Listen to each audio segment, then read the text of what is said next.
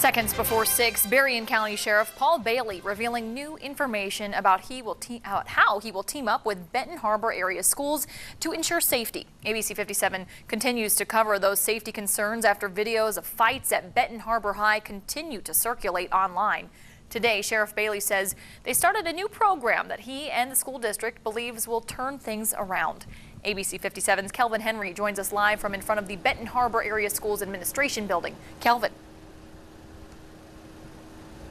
And Brienne, Sheriff Bailey and the school district's plan is a big leap to ensure safety in Benton Harbor schools, in which they say is their priority. Now, starting this week, 2 sheriff's deputies from the Berrien County Sheriff's Department will be at Benton Harbor High. The move was brought on by numerous fights at the high school that rocked the school district. The current deal is a 30-day agreement that would see the sheriff's deputies at the high school to restore order until a long-term agreement that is almost complete is signed. Berrien County Sheriff Paul Bailey says safety is vital to the students having a successful future.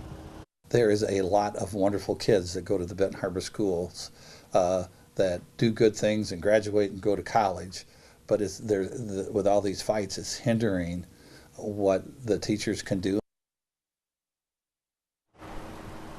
Now, stick with ABC 57 tonight at 10 and 11, where we'll give you a deeper look into what led to this partnership, how long the future agreement will be, and how much it will cost. Live in Benton Harbor, Kelvin Henry, ABC 57 News. ABC 57 News at 6 starts right now. New on ABC 57 News at 6, on the hunt for a suspected killer. Law enforcement now identifying the suspect in a deadly bar shooting from last month. Thanks for joining us on ABC 57 News at 6. I'm Brianne Pomerini. Brian Conybear is on assignment. The suspect in the deadly bleachers shooting is 33-year-old Tiffany Mayberry. Police say he walked up to 28-year-old Avery Brown in the bathroom at Bleachers Bar in Mishawaka and shot him to death on September 21st. ABC 57's investigative reporter Clifton French has been digging into the suspect's history and uncovering new details about this case. He joins us live outside of Bleachers now. Clifton.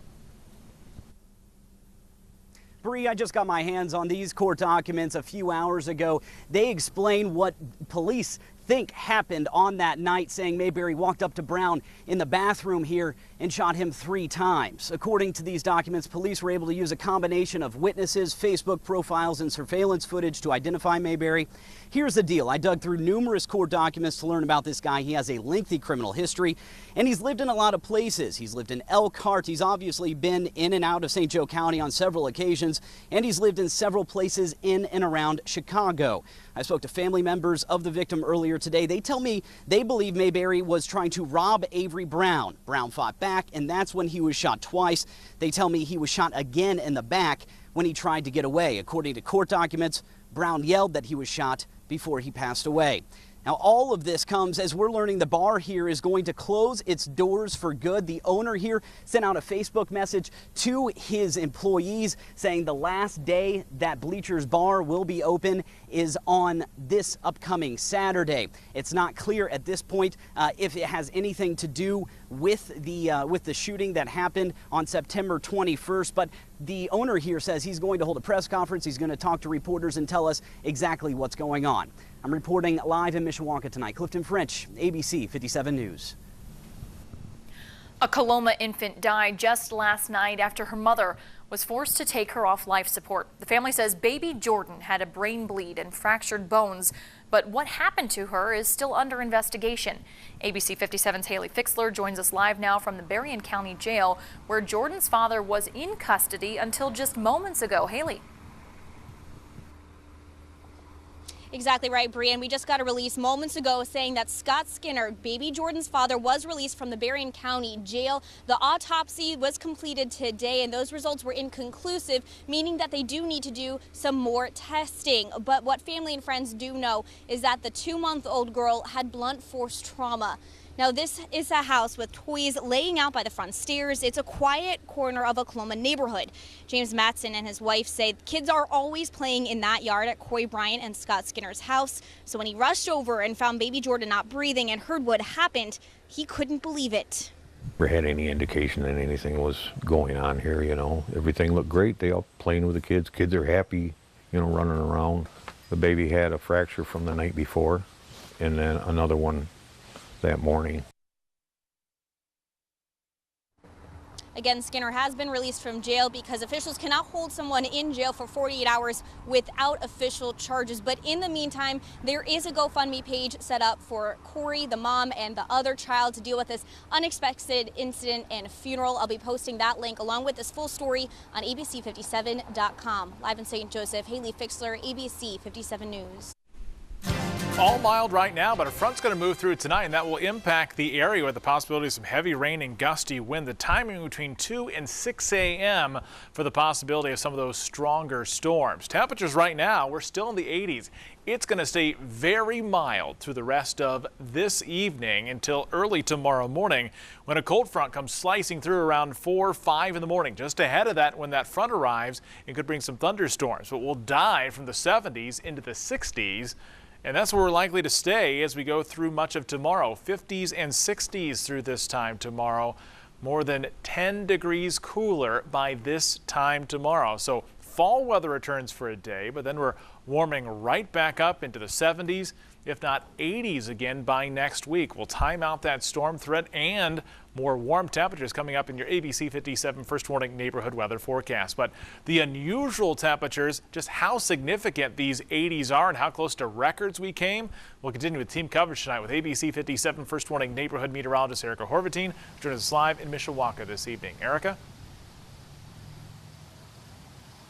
Well, Tom, we almost broke record highs today, but we were just a few degrees too cool. It was a hot one, though. Highs made it up to 85 degrees, and that was just 3 degrees cooler than the record high, which was 88 degrees, and that's been set twice, and we tied with second place. So definitely a very hot day out here in Michiana. This heat is not normal for this time of year, and for this reason, we're seeing all the foliage staying green. We're seeing the bugs staying out later.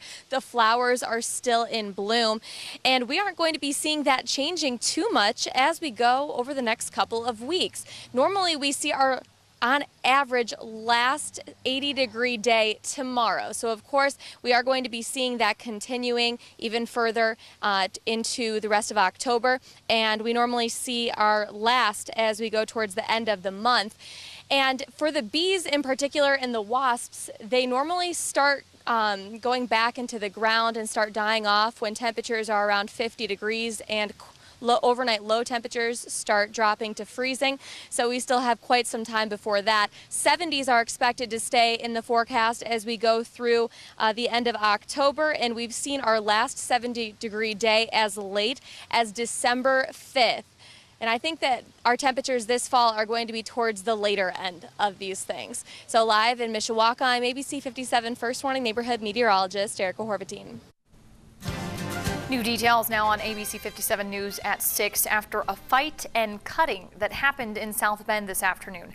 According to police, there was a fight on East Indiana Street around noon. Police say 32-year-old Larry Jones and another man were fighting when Jones cut and attacked the victim. The victim was able to cut Jones on the back of the arm. Jones was treated at the hospital and then booked into jail. Organized labor groups say they aren't buying the new trade deal between our North American neighbors. ABC 57 political reporter Torian Small is in the newsroom laying out the details of President Trump's new NAFTA deal and why one local organization is calling for even more changes. Torian. Well, Brienne, the president is distancing this agreement from the previous pact. In fact, he's calling it the United States-Mexico-Canada Agreement, or USMCA. And while he's taking a victory lap on this trade win for his administration, union groups are still quite skeptical. It's my great honor to announce that we have successfully completed negotiations on a brand new deal to terminate and replace NAFTA. Just hours before this administration's imposed deadlines on a deal, a trade agreement was reached between the United States, Canada, and Mexico. Highlights of USMCA, the replacement to the nearly 25-year-old NAFTA deal, include new regulations on where cars are made, more benefits for U.S. dairy farmers, and changes to labor laws. Companies aren't going to be leaving us anymore, and firing everybody and sending their product back into the United States with no tax. That was what I wanted. But is that what the president got in this new deal? Senator Joe Donnelly, while encouraged the president is renegotiating NAFTA, says more work needs to be done before it could be finalized. He told me in part in a statement, quote, "My priorities are to stop the outsourcing of American jobs and to ensure a level playing field for American workers. I'm currently reviewing the text of the agreement and will continue to work with the administration to ensure that it is in the best interest of Hoosiers." U.S. Rep. Jackie Walorski also saw silver linings in the USMCA, but agrees more work needs to be done to ensure there won't be retaliation to previously announced steel and aluminum tariffs, saying in part in a statement, quote, "The Trump administration must provide clarity on the steps being taken to end these tariffs on trading partners and target the real problem, which is China's unfair trade practices." Both sides of the aisle, however, did applaud the labor provisions, specifically ensuring around 40% of a car must be made by auto workers making at least $16 an hour. As an organization that champions fighting to raise wage and working standards, do you think that this could possibly be a win for President Trump? It could be a win for working people if indeed it's more than just a show. AFL-CIO President Tony Flores says enforcement has to be a priority in order for this agreement to truly have teeth. Does our country have clear policy in which we are committed to raising wages and incomes, and in ways in which it is fair to most working people and to the broadest number of working people? And I don't think we're seeing that yet. Now, this isn't set in stone just yet. An International Trade Commission has to file an economic impact report for Congress, and Congress has to vote on enacting this legislation. Now that I'm live in the newsroom this evening, Torian Small, ABC 57 News. And you have just about a week if you want to have your voice heard in the midterm elections for both Michigan and Indiana. You have until Tuesday, October 9th to register to vote. If you're mailing in your registration, you'll be good to go if your forms are postmarked by this day as well. And working to keep county roads in Plymouth drivable. Coming up, Marshall County residents fighting for better enforcement to keep heavy trucks off their streets. The roller coaster ride continues, another swing down with temperatures by tomorrow morning. That forecast next. Residents in Marshall County are calling for better enforcement of no-through truck signs on county roads. We're told unless trucks are making local deliveries, they should use state roads for traveling. ABC 57's Tiffany Salome is on Plymouth Goshen Trail in the county, where she says trucks have been driving by all day. I'm told Fur Road, North Michigan Street, and the Plymouth Goshen Trail, where I'm standing right now, are the biggest problem areas. Despite signs saying through trucks prohibited, trucks are still coming through. I spoke with people who live along county roads, and they told me the conditions are not ideal, with cracks and holes plaguing many roads. Plymouth Goshen Trail and Fur Road both recently had work done to improve conditions. But with semis driving along the county roads, some residents are concerned conditions might worsen on those heavily traveled roads again. Truck drivers are using county roads as shortcuts when they can be using US 331, US 30, or US 6. As we've got coming up behind us right now, this is a semi. This is a perfect example. I can tell it's an over-the-road semi. I don't think it's making any local deliveries, but it's using it because it'll save him about 7 or 8 minutes. Instead of going to Napanee and up 19, he's going to cut through here. The highway supervisor is checking that no-through truck signs are posted along county roads. Commissioner Delp also told me that they are still in the brainstorming process of finding a solution for this problem, but they will be meeting soon. Reporting in Bremen, I'm Tiffany Salome, ABC 57 News. Well, pretty summer-like outside. This is a look outside in Mishawaka. I went running on that trail today earlier. It was pretty summer-like. Right, build up a little sweat. Yeah, oh yeah. It was definitely warm out there. Not the cool fall running weather some of us like, but that'll change. Tomorrow, you'll probably need to layer up for that run. Maybe. So, big change on the way. Looking how things played out for most of today. We had sunshine, a few passing clouds, but big warm up as the wind changed to the south, and We warmed up quickly. It was kind of cool in the morning, but we've been pushing the 70s and 80s through the afternoon. We're still in the 80s right now across much of the area. There is a small severe threat tonight. The timing is until well after midnight. Between 3 and 6 a.m. we could have some gusty wind and heavy rain. Don't expect a lot of severe weather, but some of these storms could pack a little bit of a punch. There is a tornado watch for the UP in northern Wisconsin. That's where I expect most of the stronger storms to be. That's along the warm front, but it's the cold front we're more concerned with. You can see it right here. That will cut across the Midwest and into Michiana by tomorrow morning. It looks to be a quick mover into tomorrow morning. Right now, temperatures still very warm in the 80s and 70s. You might need the AC just to get to sleep tonight, but then when you wake up, you can turn it off and open up the windows because we'll be in the 60s. Wild ride tonight. We'll crash into the 50s and 60s by tomorrow morning, and it's not very warm tomorrow. Highs 60s and 50s across the area, or at least I should say afternoon temperatures.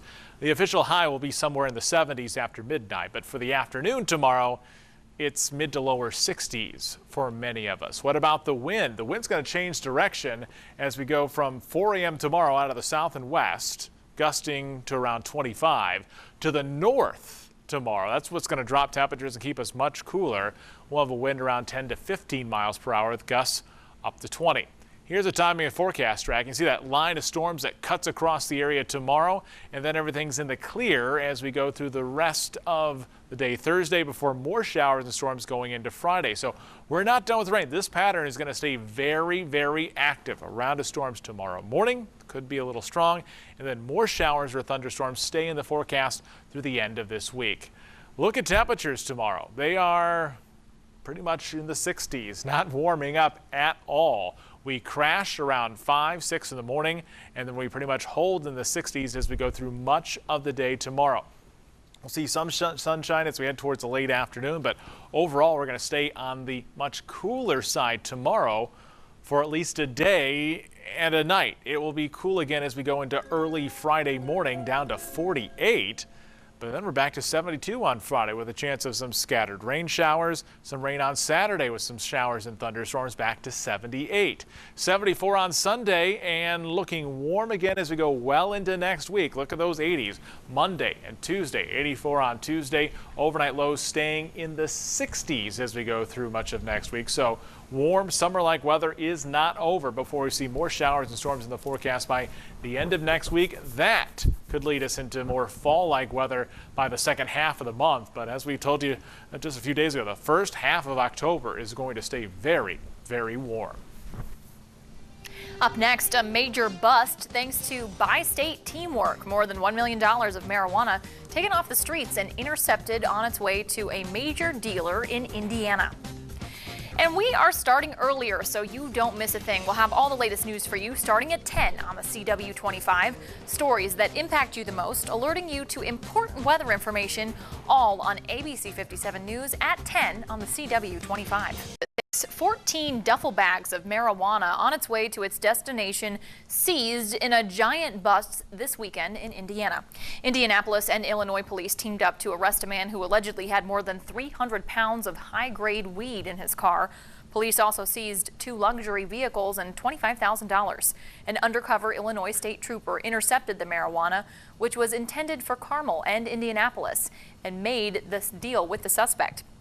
The street value of these duffel bags is about $1.4 million. Well, after a shooting at an Indiana Walmart this weekend, officials believe they know who they're looking for. A Gary dad and his 9-year-old son were shot in the Walmart parking lot in Hobart Sunday night. Now police say they're looking for a 26-year-old, also from Gary. Alex Cordell is charged with attempted murder and is considered armed and dangerous. And police are working to quickly track him down. An Indianapolis teacher has been accused of choking a 3rd grade student. The 9-year-old's parents demanding answers after they say their daughter was choked for not using a pencil. Officials with the school district say they're investigating the allegations but could not comment on the accused teacher's employment status. The parents said the new teacher is new to the school and they've heard other complaints about the teacher's anger. and working to help women get a fresh start after serving time in the criminal justice system. An urban farm is opening in central Indiana to give women a place to live and work as they try to get their lives back on track. At Bellefound Farm, women will also get mental health counseling, coaching, and skill development training.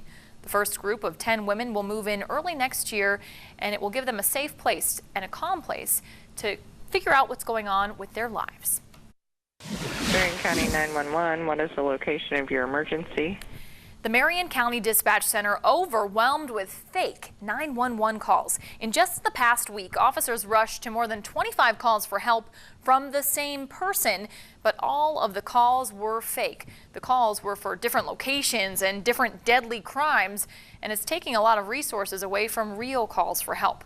Police are working to track down that prankster. A legal measure, some say, is jumping the gun. Michigan lawmakers going against cannabis-infused drinks before recreational marijuana is even legal. And when ABC 57 is off the air, you can stay up to date with us online. In between newscasts, go to our website, abc57.com. You can find the latest news, and you can also stay up to date with us on our Facebook and Twitter pages. Michigan legislature banning marijuana-infused beer. The group just voted to stop infusing weed into beer, wine, or liquor. The measure was preemptive in case Michigan voters legalize marijuana for recreational use. Opponents say it's a non-existent problem because there's no commercial market for marijuana-infused beverages at this time. And a Michigan woman is saying police in suburban Detroit used a stun gun on her after she had already been shot. The woman had been shot 3 times by her husband in a parking lot back in 2017. Her husband then turned the gun on himself. A new lawsuit says she wasn't able to respond to commands because she had been shot in the body and head, and one officer then shocked her. The lawsuit is seeking at least $1 million in damages. Staying very mild at least through much of the evening, but by tomorrow morning, fall is back. One more look at the forecast after this. Right now, and there's more summer on the way. We got some more fall first, right? Yeah, a big change happening in about 12 hours from now. A big difference. We're 70s and 80s right now. We'll stay in the 70s till past midnight. Then temperatures drop. 66 the afternoon temperature tomorrow. I don't want to say that's the high. Technically, the high is going to come after midnight, but we'll be in the 60s most of the day tomorrow. A whole lot cooler, and overnight into tomorrow morning, this is what you want to come back and get an update of, is after midnight, that front slides through, and we could have some rumbles of thunder and a few thunderstorms into early tomorrow morning. I'll update the timing and the severe threat on this tonight at 10 and 11. After that, though, we're warming back up. More 80s in the forecast next week. I can't even believe it. There's so many 80s. Yes, very warm. Yeah. Thanks for joining us for ABC 57 News at 6. I'm Brienne Pomerini. I'm Tom Combs. Have a great night.